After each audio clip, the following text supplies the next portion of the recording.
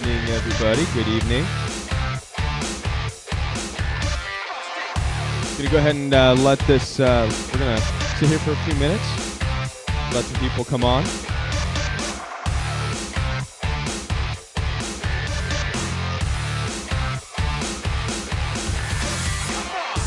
It's Friday night. Hey, hello guys. Hi, Tracy. Hi there. Good evening. Thank you for spending your Friday nights with me here. Welcome to the Royal We family. Hi, Sophia. Hi, Tanisha Pearson. Hi, Joy. Welcome, welcome, welcome. Hi, everybody. Good evening. Good evening. Good evening, Mary, Tracy, Gamer, Cynthia.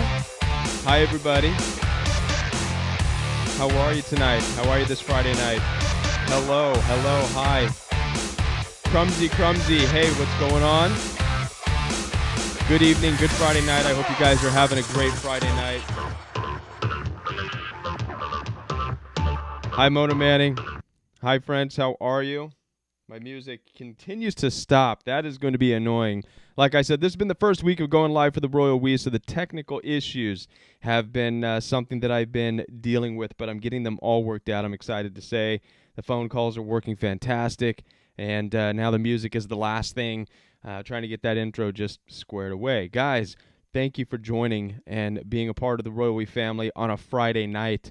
This is a really big deal, guys. You guys could be doing anything on a Friday night, but instead you're here because you are serious about healing. You're serious about moving forward. You're serious about what's going on in the world, what's going on in your life. So for that, amazing. Kudos to you. You should feel really good. You know what I mean? So thank you, guys, for being here.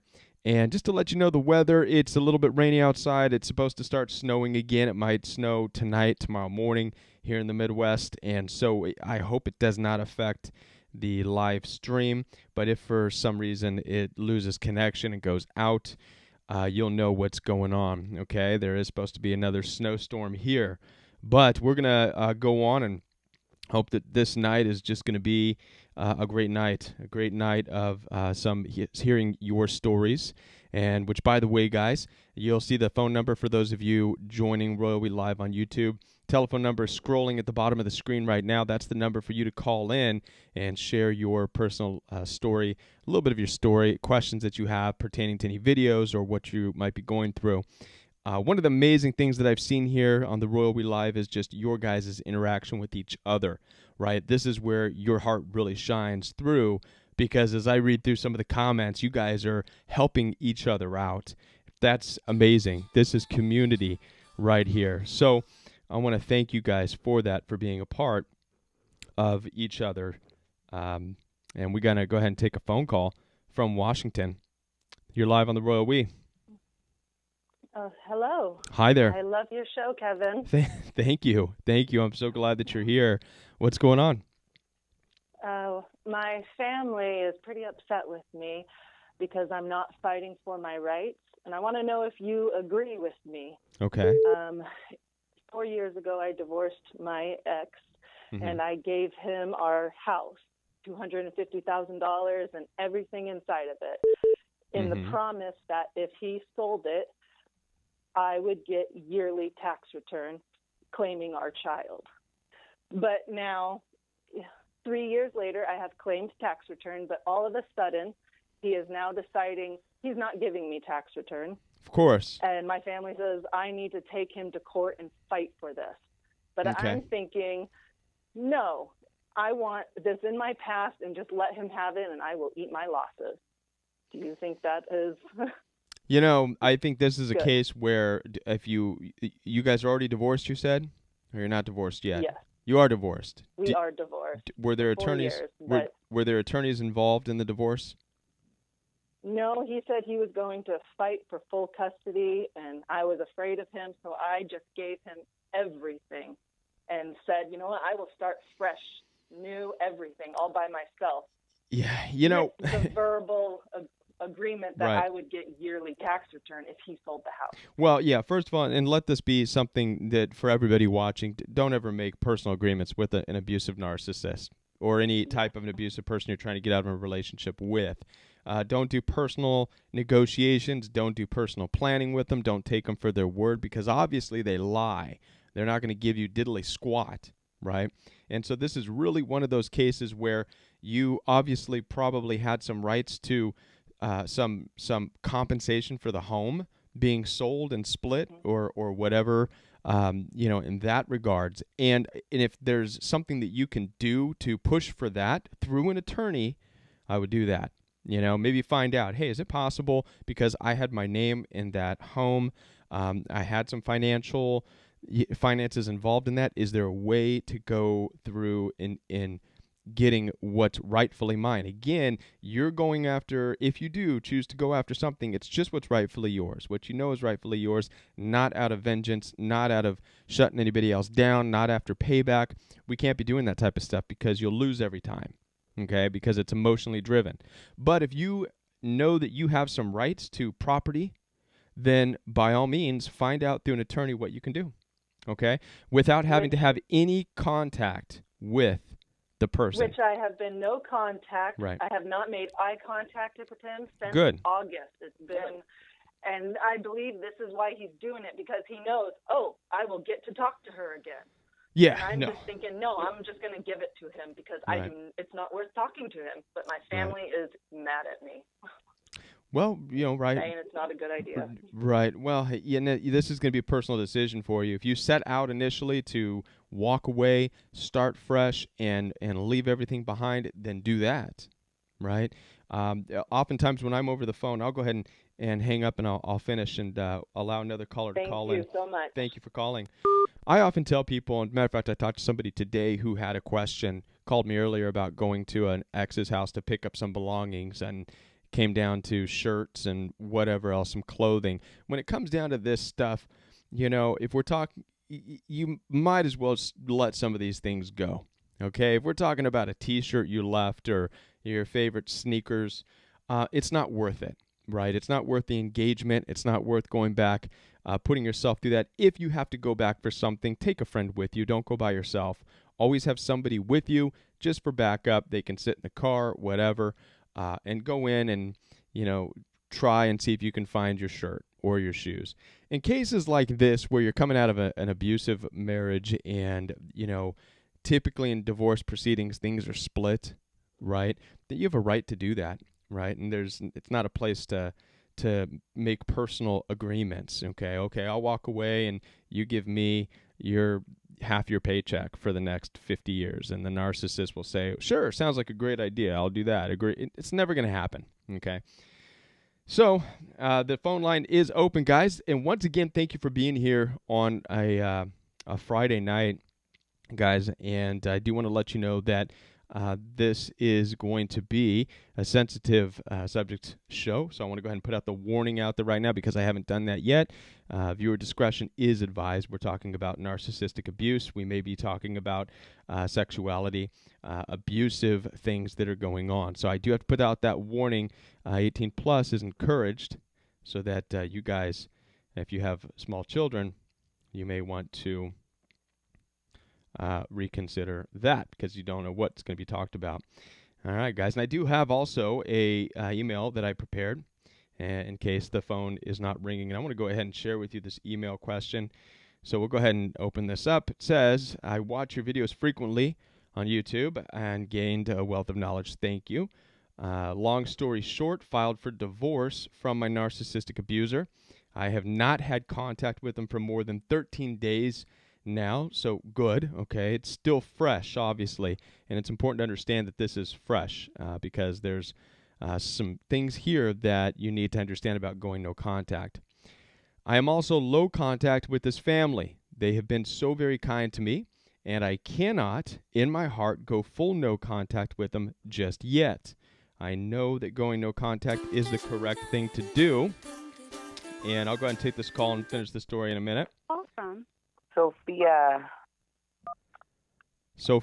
thank you for calling. You're on the Royal We.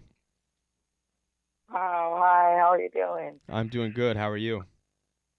Good, good. I'm so thankful to get through to you. I'm so thankful to be a part of this live stream. I talked to you one time about 30 days ago. Okay. All this stuff is new. I want to just keep it as short as possible so you have plenty of time for everybody. Right. But I did talk to you about 2 days after I got out of jail, after my husband beat me up and I defended myself. And they took me to jail after several times coming to the house for him for the last 3 years. And he really flipped it on me. My experience and my life has been, I've been a paralegal for like the last 20 years. And he basically stripped everything from me, got me to quit my job, spent all my 401k. And now I actually spent a night in jail, which was the most humiliating, horrible thing I could ever experience. Right. And now, because I've found you and thankfully I know what's going on now, I've managed to have no contact whatsoever and just cut all communications. And I know that I need to get a divorce now, but I just want to kind of leave it alone because I don't want to even get him going. I think he would love any attention that he could get. But the main question I have, because I'm not so worried about a divorce, I'm willing to walk away from everything because he has nothing anyway, and I need to rebuild everything. And I've accepted that. But my question is he just has a few things here at the house. He was asked to leave by my children the night I got arrested. And he just has clothing here, half of which I purchased myself. Okay. And I'm wondering what kind of responsibility I have in that. Should I return his stuff, have somebody return it, or just leave it alone since it's just some clothing and shoes and maybe a couple games. Right. I would do a combination of of all of the above, hon. So obviously his stuff being left at your place is not your responsibility. So don't go out of your way to pack up a car and drive, even half a mile to where he's at to drop him off. However, you can get them out of your space, right? So what would be wrong with bagging them up, putting a tie around the bag, and set it out on the side of the house? And then either send a message somehow saying, by the way, you've got stuff sitting out on the side of the house. Come get it. End of story. Oh, I like that. I like that. That way you avoid contact with him, right? And again, keep it there, right? So don't engage with him. Put all of his stuff in the bag. Get it out of your house, right? And make it his responsibility to get it if he wants it. If he doesn't want it, it sits out there in the rain, in the snow, in the wind, and that, again, it's his responsibility to pick up his belongings, not yours. So thank you so much for that question. I appreciate it. Yeah, thank you for all you do. You're like guardian angel. Bye-bye. Thanks, bye. All right. Yeah, guys, don't make the narcissist stuff your responsibility. If you have any of their belongings, if you have something of theirs, you don't necessarily have to destroy it, but you don't need the presence of it in your space, right? You don't need to walk by and see the T-shirt where they left it or the pants or whatever. Obviously, you want to get rid of a lot of that stuff. Bag it up, put it on the side of the house. Get it out of your presence. Just get it out. Put the responsibility on them to get their own stuff if they want it, right? Let them know, hey, in some way, shape, or form, let them know you've got stuff. It's sitting by the side of the house or whatever. Come and pick it up. All right, guys. So now to continue on with this important question through email, this woman had said that she just got no contact from a divorce situation, 13 days no contact. She's trying to go no contact from the family members, but she's having a difficult time. I understand. I'll talk more about that. But the major dilemma in this email story, this person said that it's a moral dilemma, and it's in regards to her soon-to-be ex-husband, narcissist abuser son. The son is 30 years old. He's currently in prison for committing some violent crimes in the past, right? He's been serving 15 years for the two charges. So I take it that she has never met him. I don't know. But she's developed a close relationship with him through email and through writing letters and through also sending him money and sending him things of this sort. So she's grew an attachment, the writer has, to him through email and through messages, okay? She feels so much compassion for this young man in some way, or some may say, she's heard this, how can you feel compassion? He's a criminal, blah, blah, blah. But she sees him as wanting to do better in life. And also, she realizes that he relies on her. Okay. Based on the brief information that she's provided, can I give some advice on what to do? What's the best path with the stepson? She doesn't want to turn her back on him. However, she feels that any gesture of kindness will be seen through the father, the abusive one, as a means of control onto her. She doesn't want that. So basically what she's asking, she's saying, I have this emotional attachment in this relationship with my narcissist son who is in jail. And I don't want to turn my back because he needs me. And I like the fact that we have a good relationship. All right. There's a couple of things here. First of all, I'm gonna go through some key points and then give you my suggestion at the end, because there's a way you can still help, but you do need to go no contact, right? So let's talk about a key things. One, you said yourself, one of the points, that going no contact is the correct thing to do. And that's absolutely right. When you're in an abusive situation, abusive marriage, abusive family environment, no contact is the only solution, right? It's the only way to get out of that situation. You're getting there. You will ease yourself out of the situation with the entire family, because one of the things that you said here is that they have no real purpose in your life except to remind you of the abuse. Those were your words that you wrote. That's absolutely true. So my question to you is, what purpose would the son serve in your life, right? Except to also be a reminder of the abuse. Okay, so consider that, right? As you think you're engaging in this relationship where you're sending him money, you're writing him letters. What purpose is he serving in your life? And I also believe I have an answer for that. We're going to talk about this, okay? Number two, the next fact I want to point out, the fact that you are emotionally becoming attached. You're growing close, in your own words, through your own giving, right? Now, it's important to understand something about empaths. I talked about on an episode a codependency. And I don't like the term codependency.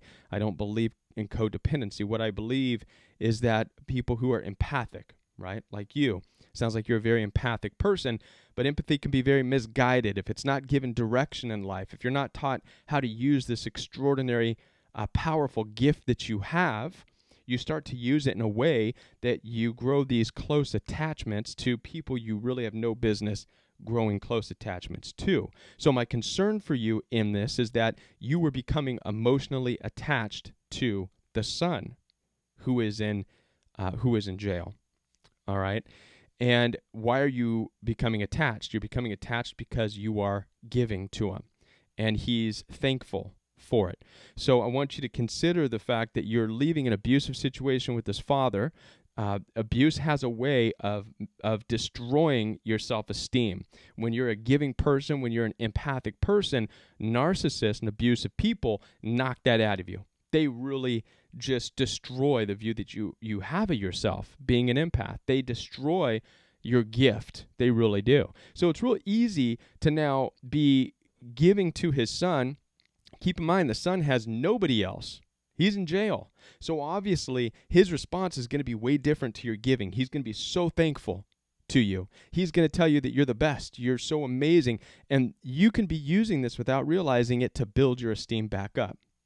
So where the father has rejected your love and has rejected your gift of empathy, has rejected everything you are, there's the son receiving it. But keep in mind, again, he's in jail, so he has no other choice, right? Of course he's going to receive it. And the fact that you're giving him money, okay? So be mindful of this, all right? Number three, perhaps and that's what I was going to say. That was number three. I skipped one, okay? So you do have an empathetic heart. The next point I want to make, too, is that at 30 years old, keep in mind the son is no longer a boy. So we're not talking about a neglected 12-year-old boy that you're dealing with right now. You're dealing with a 30-year-old, okay? So he is a man. He's not your son, okay? So you have to watch this emotional support that you're talking about, because these types of emotional attachments and relationships can easily turn into something else, something more intimate, okay? And that can absolutely complicate your life in ways that you don't even want to go there. Okay, so At 30 years old, also, another point, he's smart enough to be able to lure you in and keep you locked up as his prisoner. So even though he's the one in jail, through emotionally letting you know that he's depending on you and he's depending on your kind heart and he's depending on your money every month, he's actually making you his prisoner, right? This is what empaths, people who are empathic, have to watch out for. This is a huge part of the misguided empathy, right? And so let me talk to you now about what you, and then there's one more point, sorry, then I'll get into what you can do. The more you give, the more it will be expected, okay? And eventually, as that emotional attachment continues, it's going to be expected every month, and then you could be guilted and shamed later on down the road when you do stop. All right, so now let's talk about what you can do, being that you have this loving, caring, nurturing, giving, empathic spirit, okay? If you want to be a help and you realize now that what you have to offer and you have a heart for troubled individuals, people who are in jail, people who have been convicted, people who have been criminals, I applaud you, first of all. That is a huge thing. That's a huge heart. Not everybody has a heart for this type of thing, okay? And there's a need for that. And I would never, ever discourage somebody from being able to minister and being able to be involved and show love to people who would otherwise be unlovable, okay? So I applaud you for that. But I would encourage you to do it the right way. I would absolutely detach from the emotional attachment of giving to this one person who you were involved with, his father. I would detach from that. But what I would do is instead is get involved with ministry teams or people that do widespread outreach throughout that prison, maybe where his son is. So that way now you through that avenue can now help and use your gift of empathy to help a lot of people, right, who are struggling, and break that attachment to the son because you think the son is rebuilding your esteem. What the father ruined, you're looking to the son to rebuild. You need to break that. Find it within yourself, right? You're a giving, nurturing, loving, empathic person. Use your empathy to help a lot of people. You can help a lot of people. Trust me, his son's not the only one who would love to get money every month in jail. I guarantee you, all right? They're all in there, and they all have their stories. And I'm sure if you were to talk to each and every one of them, they would all tell you that they want to do things differently. So find it within yourself to get involved in a ministry or get involved, because there's tons of them out there who would allow you to remain anonymous in a way and allow you to be supportive and loving and be what you are. But you've got to get away from the family if you want to go no contact. If you continue involvement with his son in jail, you are not going no contact, and you will forever be stuck in the web of that abusive relationship, right? You will. This is just how it works. If you want to break free of that relationship, of that toxic marriage, then you have to break free of it. And sometimes this means breaking free of even the relationships that you think are good, okay? Because it does attach you through that narcissistic web, right, that you may be called out of. So hopefully I gave you some good insight as to what you can do there. Guys, we've got some time for some more phone calls. And on this Friday night, hope you guys are all doing very well. Empathy is dangerous. I'm reading some of the comments here. Empathy is dangerous. It's what got all of us hurt by narcissists. This is absolutely true. Niall's guy, picked up on it, right? And in that particular letter, that's what I was reading in that email. I was seeing that empathetic heart saying, I'm attached. I want to give to his son who's in jail. And already right there, I'm realizing, okay, you're sending money, you're giving constantly. You're getting nothing in return other than the fact that you are feeling good about giving, okay?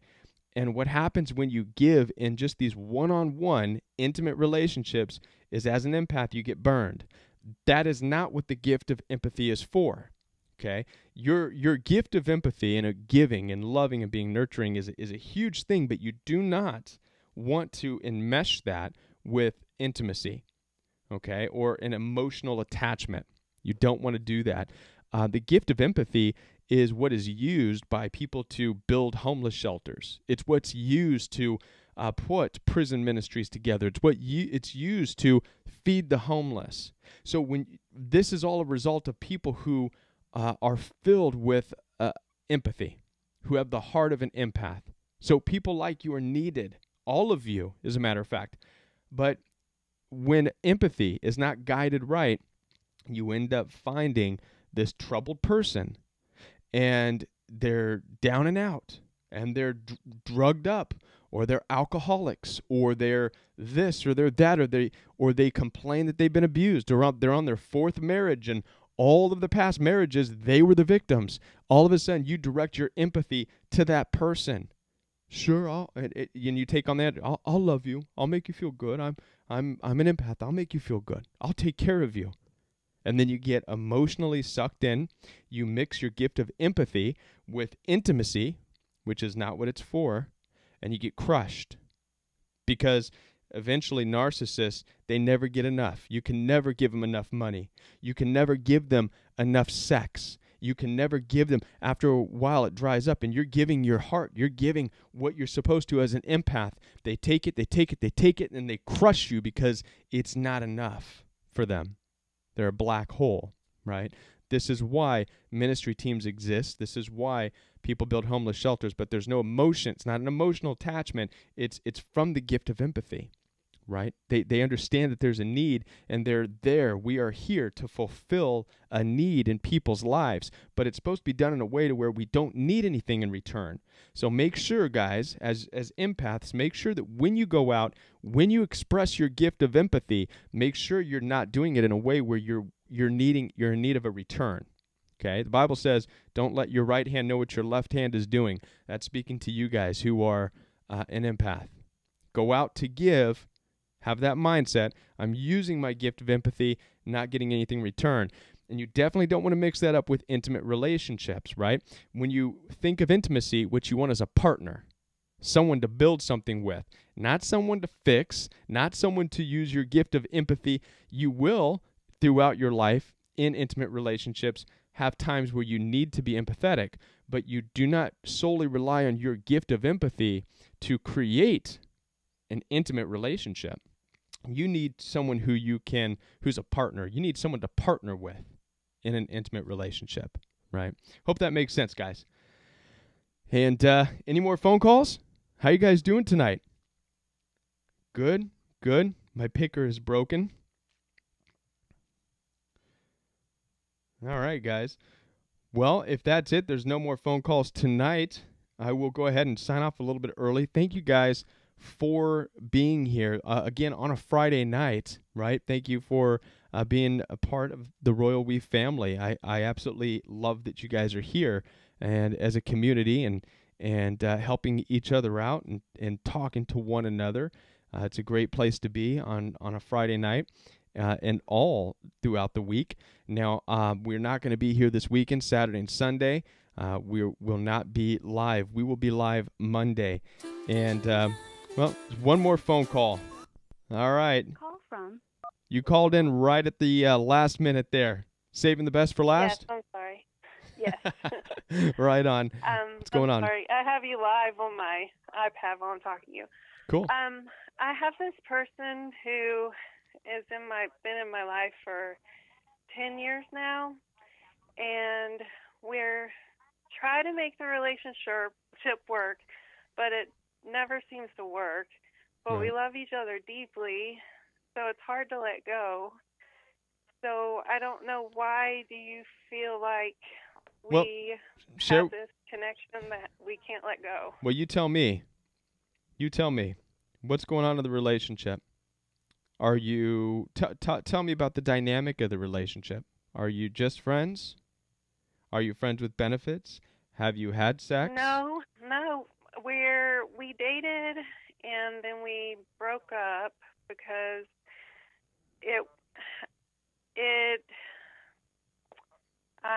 he didn't come and visit me a lot, and so I went to go visit him, and I felt like he didn't really want to be involved in my life, but I'm sorry, I'm nervous. That's okay. And so that didn't work out. And then I said that I was done with him. And then he called me back. And then I was dating someone else. And I ended up marrying that person. But then I stayed friends with this person through that marriage. And he helped me through a lot of things because that marriage ended. It went bad. Okay. And so this was the person that I confided to. And then we decided that we were going to be together after the divorce. But then it got really messy, and he was jealous and had trust issues because of the past. And okay. I care deeply for him. I know that he loves me, and I know. What's his story? Is he married? Is he with somebody else? No, he has been divorced. He's not with anybody now. And I'm not with anybody now. But we just, it's messy and we're emotional and I don't know. Sure. No, I get it. This doesn't, and I'll be honest with you, I don't completely hear anything that indicates that he's abusive towards you in any way. What I do hear is that both of you have some things going on, right? You come from a broken marriage. He has a broken marriage. It sounds like there's a lot of stuff going on in both of your lives that you need to work on, right? I highly doubt, and this is why you guys coming together for any more than what you currently have, which is, it is what it is. You're friends. Talk every now and then. Yeah, long distance over the phone. Long distance over the phone. Anything more than that probably would not work, right? I think it's easy to conjure up in your mind, oh man, if only he was here and we were together, that would be it. And you tried that and you're still trying that and it's not working. Do you follow me on that? There's no magic pill that's going to change you or change him and instantly you're going to come together and it's going to be roses, right, and sunshine. And that's what you want.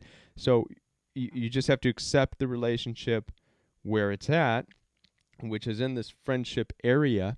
Figure out what's going on in your own life. Figure out what you need, right, out of life, okay?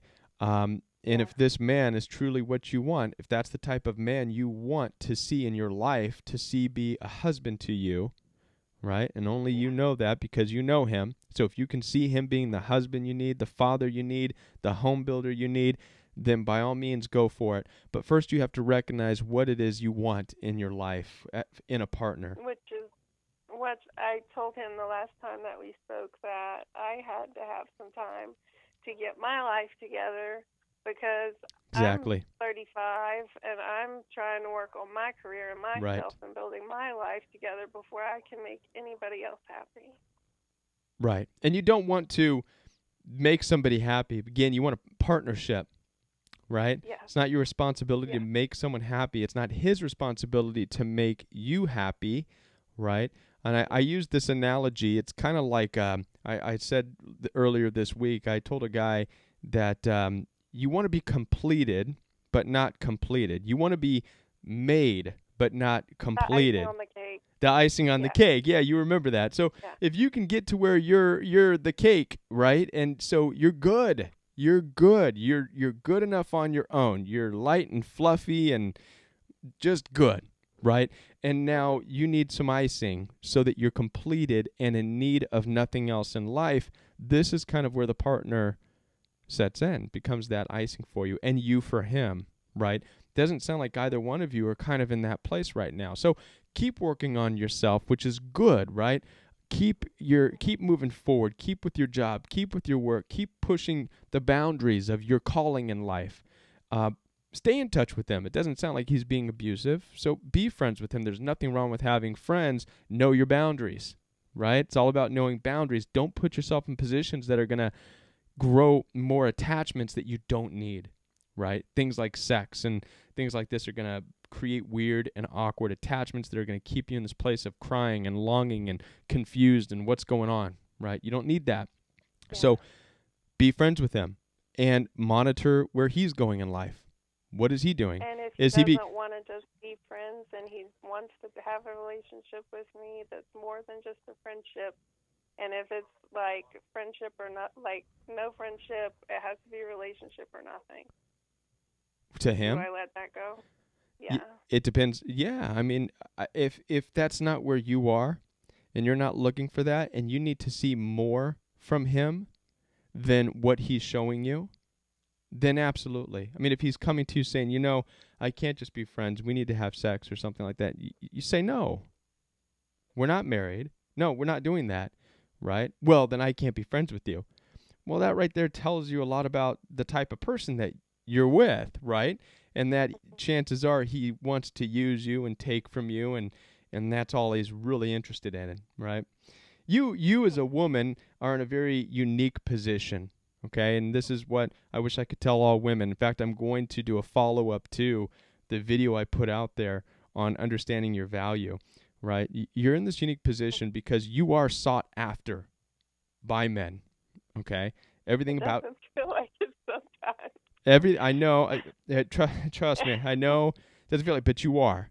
You are the prize, right? Culture has kind of twisted it up and slammed it down and made you feel worthless and made you. But that's not true. Listen, everything about you, from your hair, your skin, your lips, everything about you it's so desired. It truly is, right? And so so men go out. They work hard, get jobs, get lots of money. They want power, want fame. Why? For the most part, it all ultimately comes down to, well, to get the woman, right? That's part of what the power is. I want the woman, right? Most men don't understand this drive. We're given this drive. It's by, just by design. We're seed carriers. So we constantly we can't lose that no matter what.